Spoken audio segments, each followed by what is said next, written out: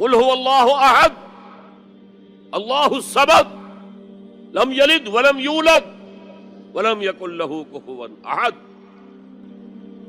کہہ دو، اعلان کر دو اے محمد صلی اللہ علیہ وسلم، اللہ اکیلا ہے. احد، اللہ ایک نہیں، ایک تو واحد سے کا ترجمہ ہوگا، اللہ واحد.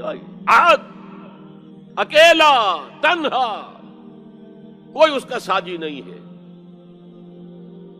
اللہ الصمد، صمد اس کو کہتے ہیں کہ جس کا کوئی سہارا لیا جائے، جس کے سہارے سے کوئی چیز قائم ہو. اللہ قائم بالذات ہے، اپنی ذات سے قائم ہے. پوری کائنات اس نے تھامی ہوئی ہے، وہ چلا رہا ہے. آسمانوں اور زمینوں کو اس نے تھاما ہوا، انزالتا، کہیں اپنی جگہ سے ہٹ نہ جائے. آپ کو معلوم ہے کہ یہ عظیم سیارے اور یہ عظیم جو گیلیکسیز ہیں، ان کی اصل حقیقت کس قدر باریک معاملہ ہے، ان کا کس قدر باریک. لو سانس بھی آہستہ کہ نازک ہے بہت کام، آفاق کی اس کارگہ شیشہ گری کا. ان کے درمیان جو فاصلے ہیں، ان کی باہمی کشش ہے. اس کو ایک کشش ادھر سے کھینچ رہی ہے، ایک کشش ادھر سے کھینچ رہی ہے، تو یہ اپنی جگہ پر قائم ہے. اگر ادھر کی کشش ذرا سی بڑھ جائے وہ کھینچ لے گی اور وہ ٹکرا جائیں گے اور کائنات درہم برہم ہو جائے. یہ تو توازن ہے. اسی کو کہا سورہ رحمان میں وَوَضَعَ الْمِيزَانَ. لوگوں نے سمجھا میزان سے مراد یہ زمین کی جو میزان جس میں ہم تولتے نہیں. وَالسَّمَاءَ رَفَعَهَا وَوَضَعَ الْمِيزَانَ، یہ سما سے متعلق ہے. کاسمک بیلنس ہے جس کی وجہ پر یہ کائنات قائم. Cosmic balance.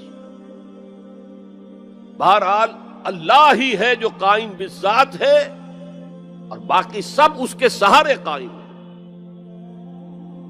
لم یلد ولم یولد، نہ اس نے کسی کو جنا، نہ وہ جنا گیا، نہ کوئی اس کے ماں باپ ہے اور نہ کوئی اس کی جورو ہے، نہ اس کی کوئی اولاد ہے. ولم یکن لہ کفوا احد، اور کوئی اس کا ہمسر ہم پلہ نہیں ہے. اس لیے کہ اولاد تو ہم پلہ ہوئی نا. میں نے آپ کو بتا دیا ہے، برہمن کا بیٹا تو برہمن ہی ہوگا، راجپوت کا بیٹا راجپوت ہوگا، سید زادہ سید ہی ہوگا نا. تو یہ اصل میں شرک فی الذات کی نفی پر یہ سورہ مبارکہ اتنی جامع ہے کہ اسے حضور صلی اللہ علیہ وسلم نے سنو سے قرآن، تہائی قرآن کے مساوی ہے. اس لیے کہ ہمارے ایمانیات ثلاثہ ہی ہیں نا، 3 ایمانیات ہیں. ایمان باللہ توحید کے ساتھ، ایمان بالمعاد آخرت، ایمان بالرسالت، اور توحید کے موضوع پر یہ جامع ترین صورت ہے. تو قرآن کا 1/3 ہو گئی. دین کی بات پھیلانا صدقہ جاریہ ہے. ثواب کی نیت سے ویڈیو کو شیئر ضرور کیجیے. جزاک اللہ.